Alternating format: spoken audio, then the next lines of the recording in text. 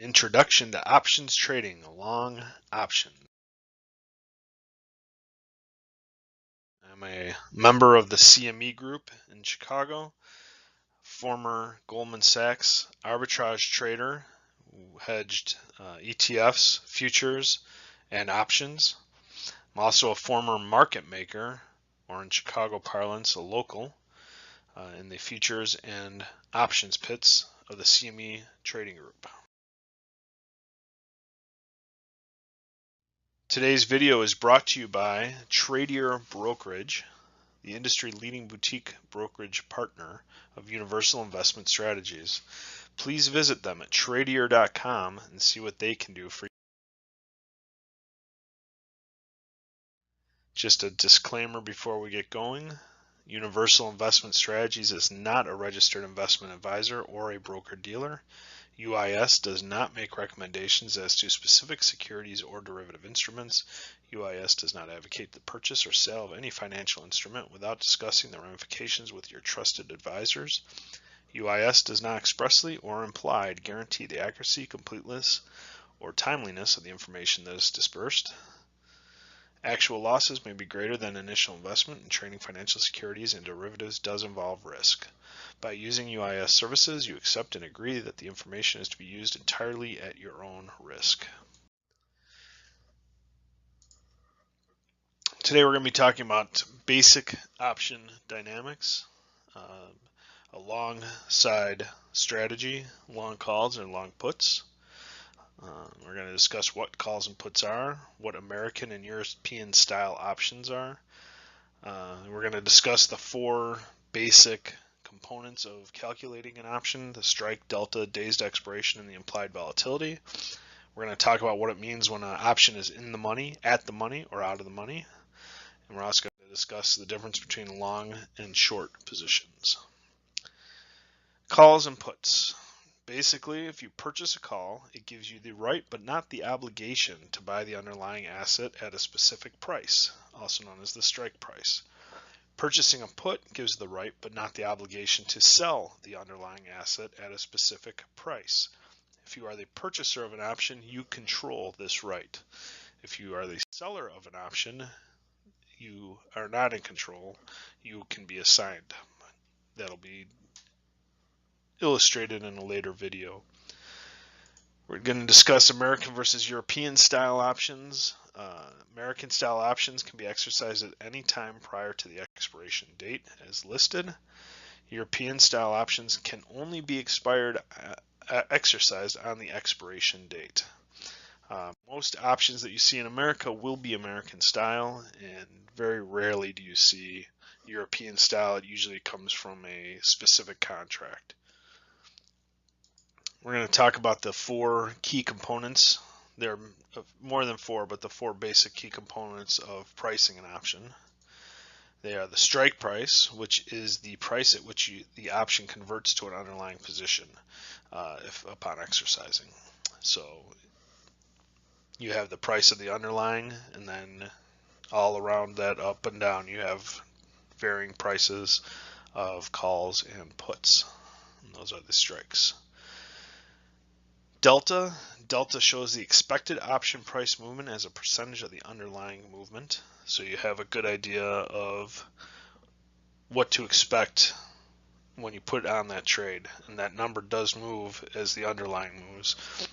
For example, an at the money option is going to be about a 50 delta, meaning that it moves at about 50% of what the underlying does. So if the underlying moves $1, you would expect that the at the money option will move 50 cents. Days to expiration, number of days until this option expires, includes weekends. Very important because there is something called time decay in options.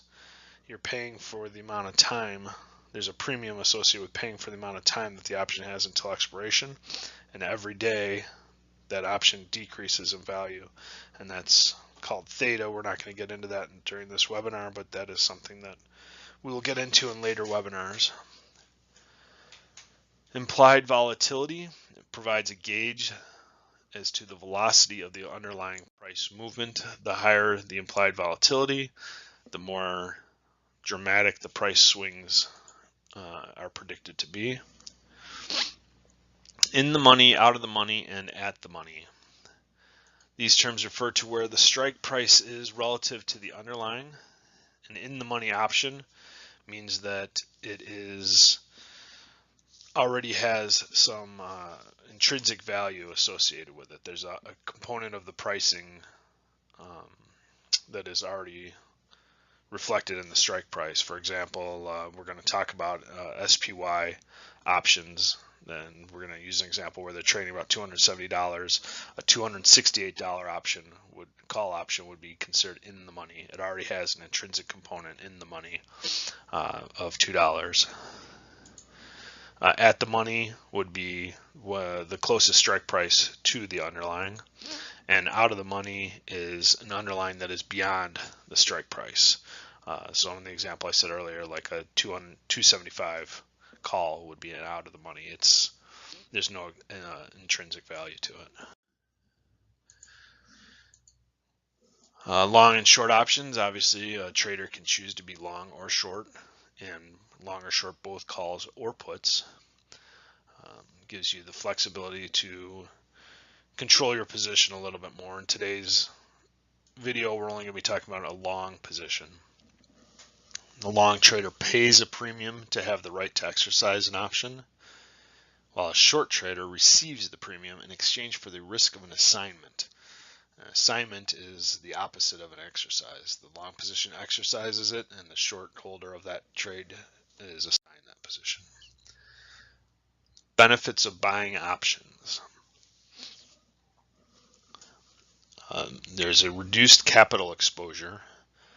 It's much more cost effective to buy an option than it is to buy the actual underlying. You have greater position control. You can define your risk. With a long option, you can't lose more than the initial premium that you pay for the option. There's multiple ways to create a position, and we'll get into that a little bit with regards to how far out you want to go, the strike price that you choose, the amount of exposure that you wish. There are many ways to create similar positions.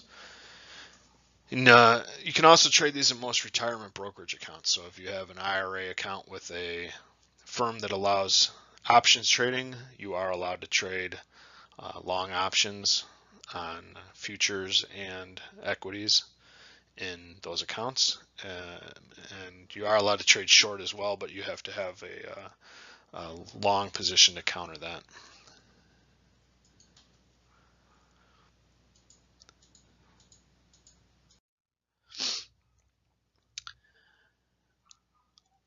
So when you're choosing a long option strategy, there's a couple things that you have to do. You have to choose your direction. Do you have an opinion on a market? Do you think that market's going to go up, or do you think that the underlying is going to go down?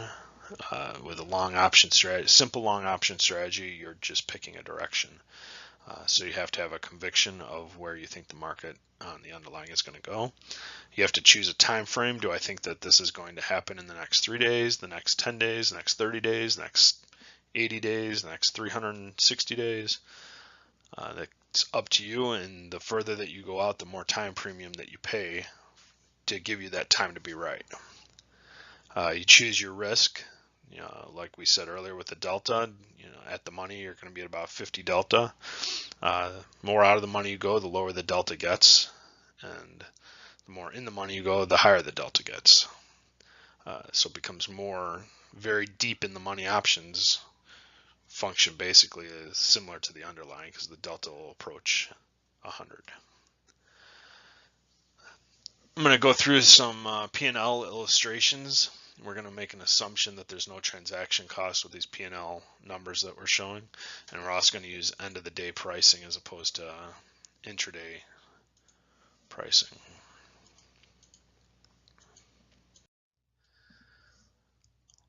We're going to choose a long call first.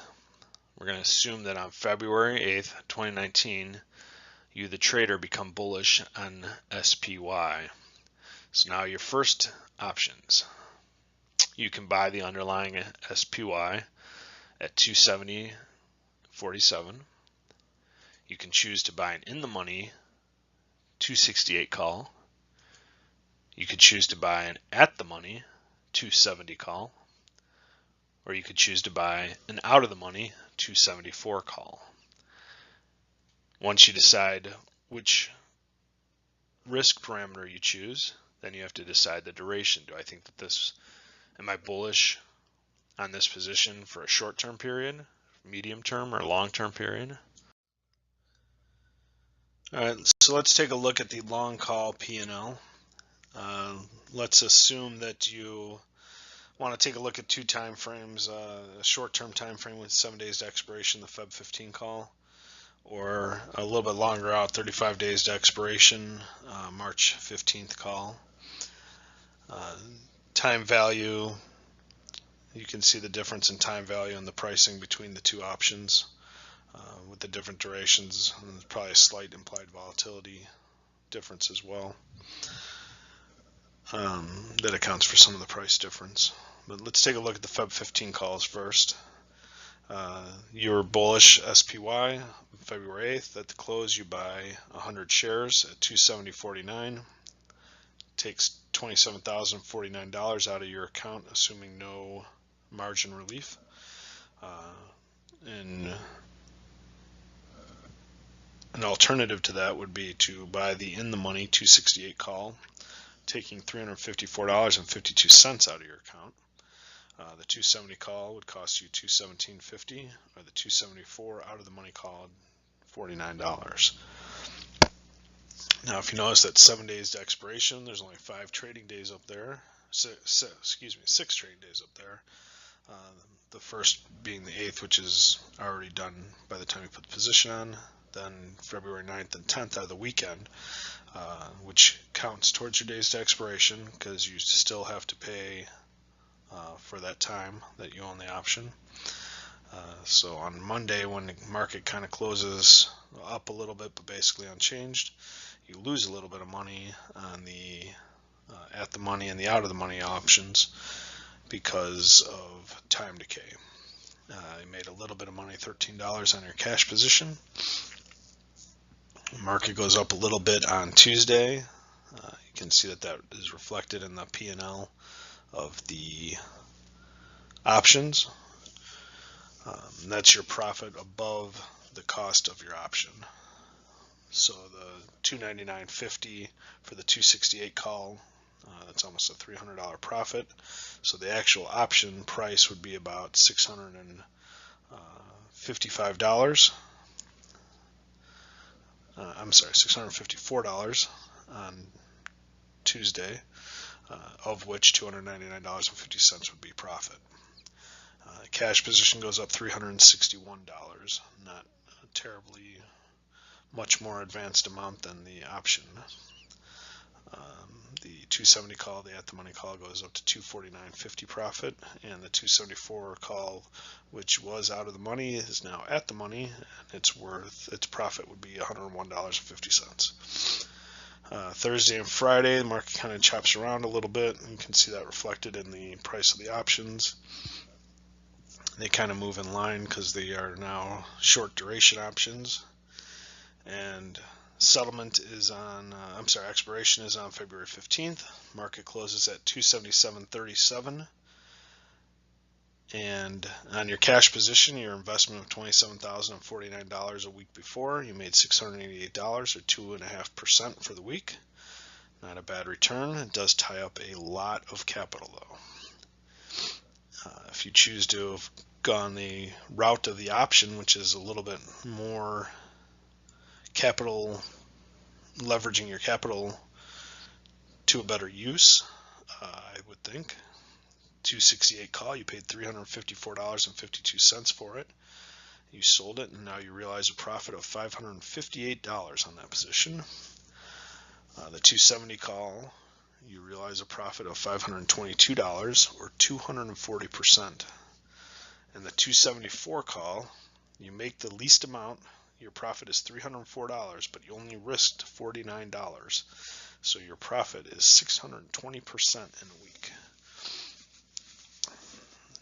That is not a bad call. Now, if you look at the March 15th expiration, This is being recorded on the 13th of March, so there's a couple days until the March 15th expiration. But our most recent one, you can see that the price of the underlying went all the way up to 280.42 on Friday, a week ago Friday, and then last Friday the market was down about $6 from the prior week, and you can see that reflected in the pricing of the options, the relative profit level of each option. If you covered it on the close of trading on March 8th, your cash position, again, the $27,000 investment would have been worth $397. The 274 option at the money was originally out of the money, is now at the money. Its P&L there is a loss of $37.50 due to time expiration. The 270 call, which was at the money, is a profit of $52.50, and the 268 in the money call would show you a profit of $103. Now, some other options that you have are, if you were long, if you were bearish the SPY, you have some choices with that. You can choose to sell the SPY underlying. Again, we're going to use February 8th as our trade date, close of business. Use a price of 270.47 for your short position. Your other option would be to buy an out of the money put, 268 put. At the money again is the 270 put, and in the money would be the 274 put this time. Let's take a look at the long put P&L. Again, we're using the February 15th, 7 days to expiration, and the March 15th, 35 days to expiration. This one obviously looks a little bit different because, as we now know, the market went up during the time after February 8th, and your bearish sentiment did not work out. So you are taking a loss on your positions.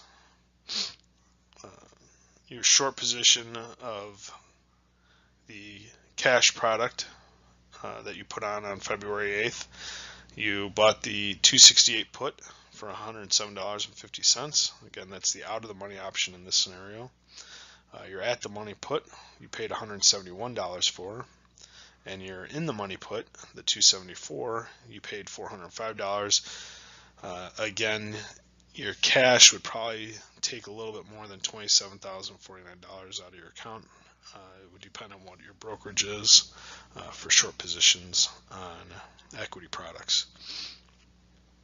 You can see the position ultimately ended up in a total loss because the market settled out of the money for all of your options that you purchased. Market settled at 277.37 on the 15th. So you have a total loss of your investment. But there are many times during the week that you could have gotten out if your sentiment had changed or if you wanted to cut your losses. But as you notice, you have a limited amount of what you can lose when you purchase an option. So you spent $405 on an in the money option. It went out of the money. The most that you can lose is $405. You take a short position in the underlying contract and your loss is unlimited. If it goes up $100 to $370, you're out $10,000. Again, if you look into the March 15th expiration, you paid a little bit more for each option because you're paying for that extra time and probably a little bit more volatility. Same type of scenario though. You're almost with a week to go as of March 8th. You have a week left of your March 15th expiration, and you're almost to full value on the loss. Even at $274, the 268 put, which was originally out of the money, you paid $386, and you're showing a loss of $328. So you only have about $60 or so to go of value left in that option. So you could sell that out and you would secure a loss of $328.50. So what can we take away from long option positions? Well, we can see that you can define your risk. You can choose your strike price, which allows you to decide how much outlay you want to put on that position based upon where you think that market is going. You have leveraged capital conservation. Again, with the options, you put down just a couple percentage points based upon the entire value of the underlying asset. When you were buying the 100% of the position, taking cash position in our example, it was costing you $27,000, and the option prices were a few $100s. Position management we really didn't get into in this particular video, but we will in further videos about how you can manage layering in different options to create your position and kind of turn it into your favor even on losing positions. Please check back at universalinvestmentstrategies.com for further educational videos. We will be bringing out other videos, the equivalent of this, basics of shorting options, a video on spread trading, condors, what are condors, and how you can apply them to your trading to help quantify the risk. Same thing with butterflies, how to trade option straddles and strangles. Thank you for viewing today's video. I appreciate you taking the time to watch this video. I hope that it was educational and you're able to apply these leverage principles of trading options to your own account so that you can magnify the percentage of return that you get. I hope it was illustrative to see the capital difference for buying cash underlying versus trading the options. If you have any more questions or any suggestions, please feel free to email us at support@universalinvestmentstrategies.com or call 855-564-4425. And always please visit us at universalinvestmentstrategies.com and our brokerage partner, tradier.com. Thank you very much. Have a good day. Bye-bye.